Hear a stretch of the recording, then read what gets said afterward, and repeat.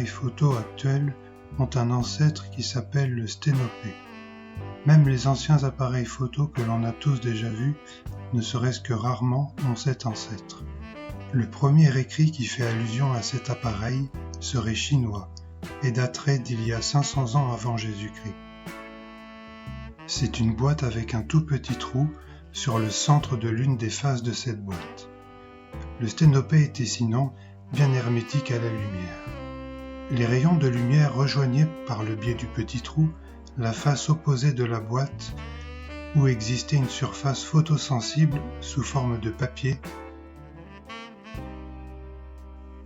On pouvait ainsi obtenir une image de la scène située devant le trou, une image inversée comme sur nos appareils modernes. Comme la taille de l'orifice permettant à la lumière de pénétrer à l'intérieur du sténopé était très petit, cela permet une très grande profondeur de champ, certains disent jusqu'à l'infini. C'est-à-dire que l'image, en théorie, pouvait être nette de manière très étendue. Mais, en réalité, cette notion n'arrivait pas à s'appliquer réellement. Le temps de pause pour que l'image se forme sur le plan film du sténopé devait être très long.